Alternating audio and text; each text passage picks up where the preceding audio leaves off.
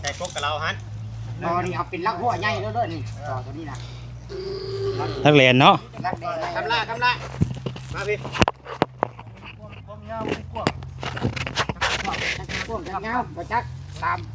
มันเลย เทมันก่อนเนาะ หลังบ้านนะตัวนี้ปลูกหน้าทางอยู่นะหลังบ้านอยู่พุทธ ตัดน้องทางเลยบัด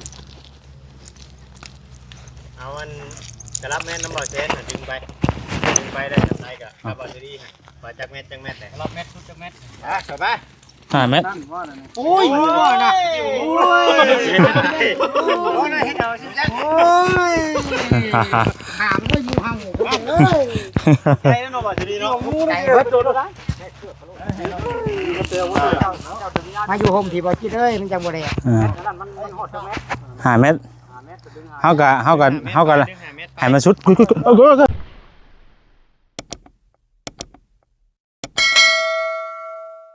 ็เหยียบน้ำไปเลยโอ้เลยโอ้ นี่น่ะยุบเลยแถวนี้ว่ะ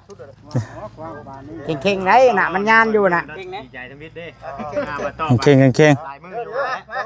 จักเม็ดอ่ะนะ ฮะเอาบ่คิดจับไว้ บวกกันเนาะบวกเข้าไป จดไว้เด้อจดไว้เด้อ มันเข่งๆมันเข่ง ฟังเท่าดีหัน10 เมตร ๆกลางน่ะจับได้ทั้งกลางนั่นบ่ให้เม็ดยานลงน่ะ ไล่อยู่แล้ว เนี่ยไปคำลาบอันนี้ มา10เนาะ 10 10แล้ว พี่น้องเนาะกราบทักทายสบายดีเด้อเนาะสบายดีเบิดสุขสุขคนพี่น้องเปิดภาพเปิดคลิปมามื้อนี้กะเนาะตอนนี้อยู่ที่ทางของห้องเพิ่นนั่นแหละกำลังวัดแทกอยู่ตอนนี้เนาะกำลังวัดกำลังแทกพี่น้อง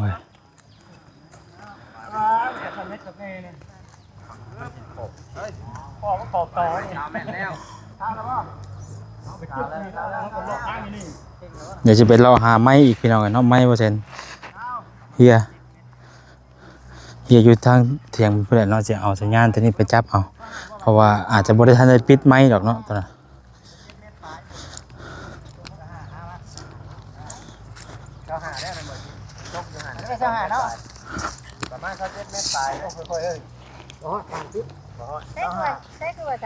เขาโยกคนโยกไปชื่อได้มั้ย กล้าเอาดิ ได้ชื่อตัวไหน มฮอดบ่ ไรบาซาลีมาแปดเนาะตามบ่ ได้พี่ได้อยู่เสียมพี่ได้ อย่าเมาะเงากระเดาแม่ก็กระเดาจักเม็ดบาซาลี ตัวนี้3 เมตร3 เมตร 2 เมตร9 3 เมตรพอดีเลย3 เมตรพอดีเป็น28 เมตร ตัว6คือจะ8เนาะ 28 เมตรเอาไปพุ่นบ่นี่ 8 ชา8บ่ ได้ไร อยู่ดอกหลักฐานหลายอันอยู่ ได้อยู่เจออยู่ มีบ่ 28 จดแม่สับให้มีเกียร์ เขียน จดไว้ พ่วง28มาพี่เลย เขียนใส่มือบ่ เขียนมือมามือจะมา ฮะ ไปเขียนให้ได้มือมา ลายเซ็นขอลายเซ็น ขอได้เส้นนะ แก้ไขเฉพาะหน้ากันไปนี่เนาะ พี่น้องเนาะ มันกัดเอาบันโมมีเกียร์ได้เนาะ เอาไว้นี่ก่อนเนาะโหไว้นี่ก่อนเนาะ มีแต่เจ้าจะกำเด้อมือ เด้อ เรือมันสิออก ต้องแบกบ่ แม่ให้ตลอดจะแน่ เลยสมมุติได้นี่พี่น้องเนาะฮะ เอ้าจะคือบ่เว้ามีเกียร์ช่ะโอ้ยหน่วยเกียร์จะมือว่า จิตเนาะบอกได้เขาจักกันนี่ โอ้เลข28มื้อนี้28 ห่านบ่คิดนี่แกข้างอยากยั่วให้อันนี้มือบ่เพื่อนมือชื่อ แต่ไม่เกี่ยวดิ 28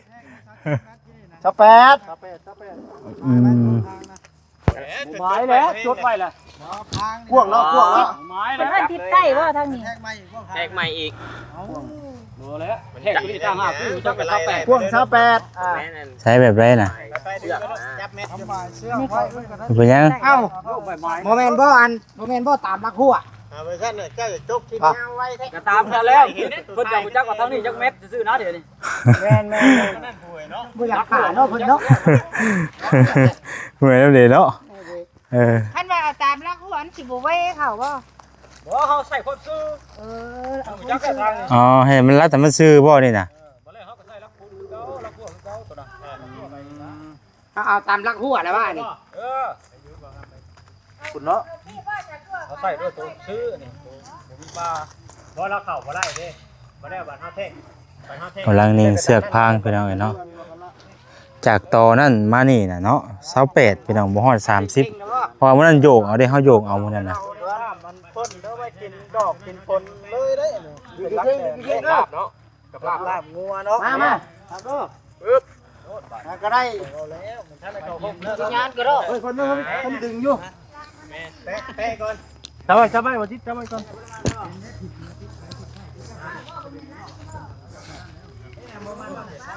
เต็มบ่ แต่ตอดบ่บัดนี้หมูแดงเฮาก็ดึงมาฟังนี่บ่ได้บ่ ดึงออกไปพุ่นก็ได้ดึงให้มันซื่อซื่อแม่ดึงให้เชือกมันตึงซื่อนะ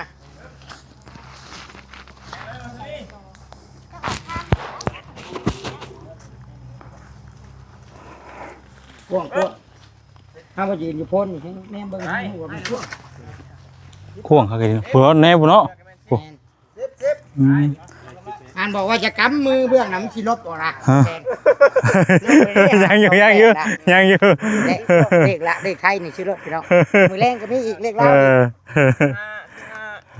อ เด้อ15 15บ่ มันเท่านี้เย็นแท้ โอ้ดอกไม้งามแท้เนาะสีเดียวกันเลยกับมันเสือน้องคำละ เฮ้ยเด้อเว้ย ไรเช้าบ่เช้า เอาทำแล้วก็ว่าเอา ไม่ฮะไปบอกเราอยู่พุ่นบ่นี่นะไปบอกอยู่ที่เถียงพุ่นบ่อยู่เถียงพี่ถ้าไปบอกเพิ่นนั่นแหละเนาะตามจำนวน อ่า เอาไปบอกเพิ่น ขีดเป็นสี่เหลี่ยมนะบ่จิต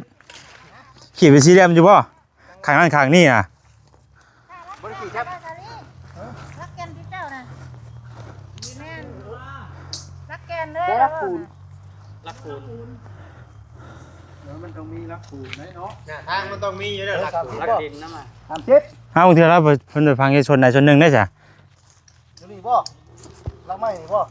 วันน้าดินน้ำมันทุกเท่านั้นค่ะมันจะมีหรอนี่บ่ดินทาง แม่นถามเราเด้เราบอกว่ารักแกนนะเราทำกันเพราะว่ามันพกมันจะตกตกได้จะ นี่แหละรักปูนเพราะว่าดินมันทุกอยู่หันเราก็ต้องฟังอยู่หัน ทำแล้วได้รักปูนนะ อยู่แถวไหน ปูน มันหกเนาะ แต่ว่ามัน 30เนาะได้30 ไม่รู้นี่บ่รักไม่รู้นี่บ่ มันมี เป็น รั รั ก ก ดิ ดิ น น ได้ ได้ ป่ะ บ่ สิ เฮ้ยไม่แกนนี่ดิ บ่อันรักปูนนะทำเขาใส่ไปตกท้อง เพราะว่าเขาแทกเสื้อทางเนี่ย ยืนไว้ก็ได้ปลาแล้วเสือนะปลาดุดปลาดุดปลาดุดยืนเอาบอล มัน คำลา มีน้ำออกไปอีกเยอะ มันก็30ปลายได้จัง30ปลายอยู่ ประมาณ32 เฮาก็เอาตัวใดตัวหนึงอ่ะนวดใส่กันเนาะให้มันนั่นกันได้ มันมีรักดินอยู่ได้ใช่ไหมเพราะว่า ฮะ แล้วมันมีแต่ดินขอบท้องเลย เออ มีรักปูนรักดินรักมันหกมันบ่เห็นนะ กิดินทมแล้วต้องขุดหาที่เป็นพังเนี่ยมันนี่อย่างเงี้ยเขากับก้าดึงไปชุดจะทำนั่นกับก้าเอาไปได้ไปกับจุ่มทางอยู่เลยประมาณ จมท่าเทมันว่า จำลายก็บ่ได้เนาะจำลายมันก็นั่นโพด ใช้จุดบิ๊ก บ่จิตเด้ข้างนี้36กว่าข้างนี้น่ะ 36 เออยาวเนาะ ยาว อ่า อะไรอยู่ดอกมาพี่รถเจ้าน่ะมาพี่พี่บัดนี้36จดไว้ มาจดไว้ค่ะ มาพี่บัดนี้ ตะกี้บ่ครับ เด่นเนาะ ดึงก่อนมาเสร็จ มองกินมองคำลาได้ดึงมา แม่นดึงแต่มุงนี้ไปพี่ก็ได้ใช้บอลมาเบิ่ง เฮ้ยคิดเป็นสี่เหลี่ยมเลยเด้เฮาข้างนั้นข้างนี้เด้เฮาเขียนมันจะง่ายเด้ ทิศเหนือ อ่า 8ทิศใต้ทิศใต้บ่ทางนั้นทิศเหนือได้ เท่าได้เท่านะ เออ นี่36บ่นี่ 36 ไปบ่สิ เป็นชาย36 ไปว่าคำละ 36ชื่อได้ซำนี้ก็ได้แหละชื่อได้ยังทั้งนั้นบัดนี้น่ะ ทิศตะเวนตกบ่ ไป ตะเวนออก เอาเกาะมันคือ ฉันกลัวได้เนาะถ้ามีกี่เนี้ย แม่นแหละมันสิซ้ำกันกับตัวนี้แหละ ทาง เดี๋ยวรู้ ว้าวแล้วไปก็ได้ใส่ที่ดูแล้ว อ่า สุดได้หน่อยจะดึงไว้อยู่ ในบ้านเพิ่นกับ มามา ในบ้านเพิ่นแทก งานแทกเลยครับไปบอก แทกแล้วจังเพิ่นบอก รักนี่แหละ เพิ่นก็เขียนลงไปในใบนั่นเนาะใบชื่อคายอ่า เขาเขียนไว้ เห็นจดไว้เลยเด้ ประกอบเอกสารเลยนะบ่อย แมน นี่ก็เดี๋ยวต้องไปสรุปกันอีกดูเถียงหน้าผู้แหละนี่ยังไงเนาะ ตั้งหน้านี่นะประมาณเดียวกันเนาะบ่เวียน สบายดี ประมาณ28เนาะ ประมาณ28คูณ ถ้าแปดบ่ 28คูณ36เนาะแต่ตกอยู่อัน30นั่นแหละเนาะบ่ใช่อายุอันเดียวกัน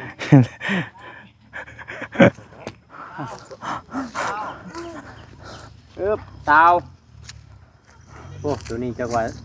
หอมกว่าบ่หอมกว่าทั้งนั้นมันจะสุด มันจะฮุบเขาเนาะมันจะเบอร์ทางนู้นมันจะเบอร์มันจะเบอร์ฮุบหน้าเบอร์หลัง เจ้าเพิ่นบอกดอกทน เช้าห้าบ่30บ่น่ะ เอา30ซะ อ่ะมันฮอด30รถ 30 มันยาก ทั้งมีแต่ทั้งหลังหอมเนาะ มานี่ข้างนี้บ่นี่ข้างมุมนี้บ่นี่ข้างหลัง28บ่มันก็เฮาก็เอาจุดใดจุดหนึงมาโหนเข้ากันมันก็ได้เนาะ แม่ๆมันก็ มันก็ให้มันบุญทนน่ะนะอ่า มันก็เท่ากันกับอันนั้นเลยเปอร์เซ็นต์เลยกว่าทุกอันทับมึงนี่มันอย่างย่วยนี่ มันย่วยไปมันยืดไปเลยเนาะ มันเป็นทาง 36บ่ตัวนี้น่ะ แม่น ตัวนี้ว่า36 เป็นทางแหละบางทีเพิ่นก็อาจจะ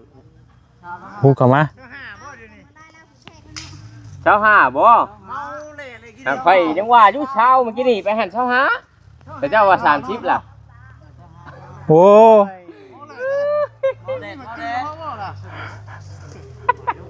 ตัวเองเป็นโคดึงไปเนาะ สุดท้ายเจ้าหาบ่น่ะ เช้าห้ากับเช้าแปดขอบอกอยู่ทางนี้มันจะคุบอยู่แล้ว เนาะบ่สิฮอด30ติ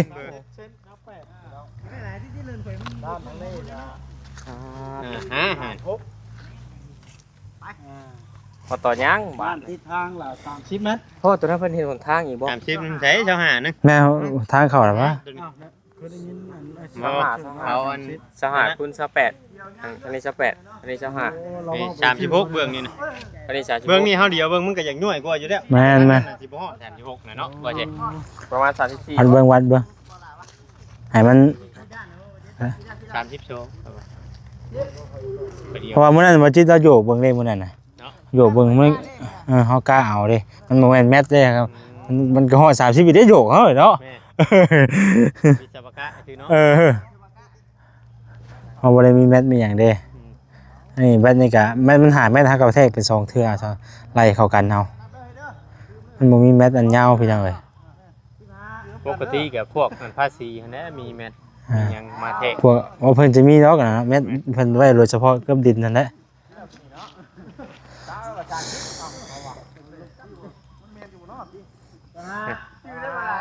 ตัวนี้สิบ่ช้ำตัวนั้น ก็ได้ทาง ทางนี่เช้าห้า โอ้ทาง25หลัง28 28ข้างนี้ 36 36 ทางนี้บัด ข้างนั้นเท่าไหร่กำลังสิเขียนเท่าไหร่ ได้นี่ดินแล้วนี่ กว้างนะเนาะ อีกอย่างดินต้นทั้งหลังนี่ข่อยมัก มันเฮ็ด แม่ มันนั่นเนาะบรรยากาศมันเฮาปูพื้นที่เฮาไว้ให้อันนี้ ตัว นี่ ไรทางนั้นน่ะ ซ้ำกันเฮ้ยด้านข้างซ้ำ เอา กัน จำมันแน่เนาะ จำเลย ซ้ำกัน เอาหลังข้างนี่จำกันหักแต่ว่าทางหน้านี่อย่างหอมหน่อยนึงเนาะ บ่เป็นหยังบ่เป็นหยัง หอม เป็น หน่อย ยัง นึง บ่เป็นยัง ทางข้างมัน36 หายากเด้อว่าเสียเด้อดินแบบนี้ค่ะดินนั่นทั้งหลังต้นนี่นะ เนาะ หายากเลย มันเป็นธงเงินได้นี่เนาะ ดินทงเงิน โอ้โหสบายดีดินทงเงินได้เอาแบบนี้เนาะ หายาก จบ งามๆเลยพี่น้องไอ้เนาะเดินดิน งาม เพียงในบ้านเพิ่นน่ะก็มีแต่ว่าเมื่อจ่ายเงินอยู่หน้าในบ้านพูดเนาะ แม่นๆอยู่พุ่นบ่ อยู่เที่ยงพุ่นนะ อยู่เถียงพุ่นเลยเนาะ ๆเพิ่นกินงอกมา อ่า มีแต่เมื่อบอกเพิ่น ไป ว่า มีแต่เฮาไปพุ่นแล้วบัดนี้เนาะแล้วอันนี้ บ่จิตเราจด เนี่ยมาจิตแล้วจด เหนือทิศออก เออไปบ่มีแต่ว่าเมื่อพุ่นแล้วบัดนี้เพราะว่าดินมันก็เฮาก็มาวัดมาแทกไว้นะพี่น้องถ้าก็ให้ทางเมื่อบอกเพิ่นเมื่อหาไม้ว่าใส่ก็ไม้ตกหล่นอยู่ใส่พุ่นนี่เอ้ยเนาะ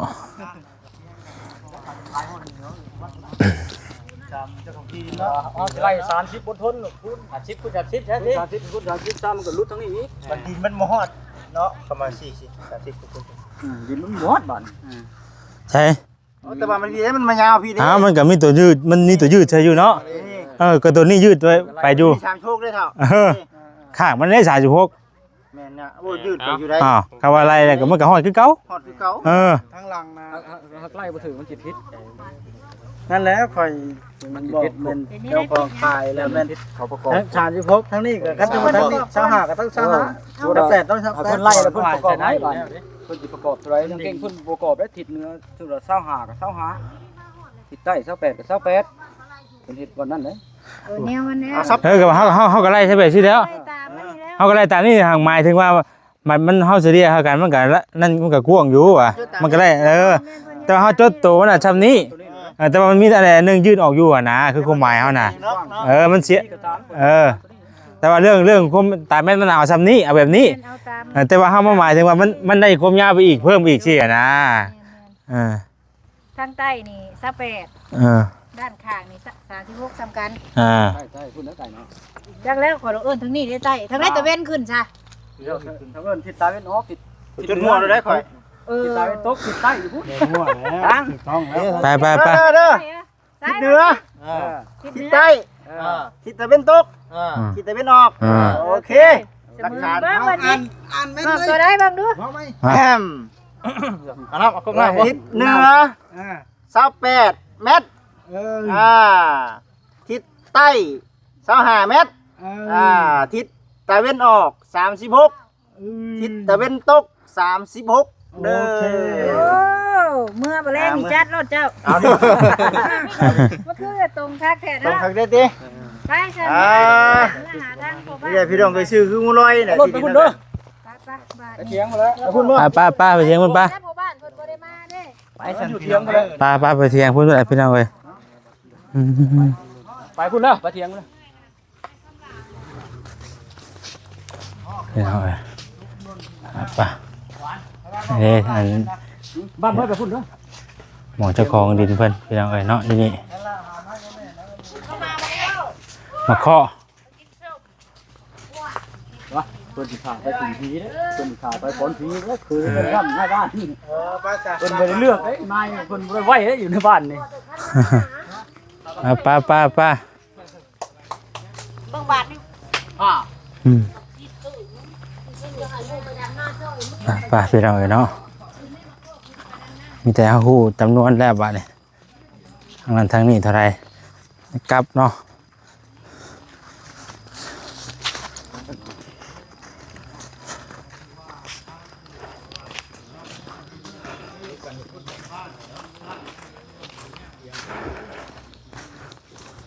พี่น้องไปสรุปกันอยู่เที่ยงพุ่นบัดนี้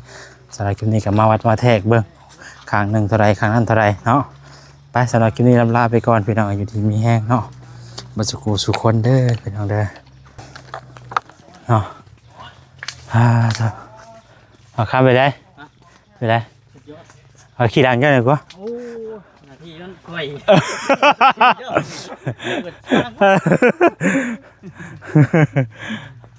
เนาะ จะออกฮ้อนติ คอยจะไปหาไม้คอยเอาตัวนี้ไปหาเสื่อมเอาก่อนไม่ได้ดอกฮะเอาก็ไปหาเอาตัวนี้แล้วไปเสื่อมเอาเพื่อเอาทันปิดเด้ตัวนี้มันทันปิดมันดูดเข้ากันเด้เขาว่าปิดก็ถือว่าจบ บ่ได้อันลงมาติดสนามพึกขึ้นมัน เธอถือมันอยู่ขอบเขตนั่นแหละวิธีหาฮะ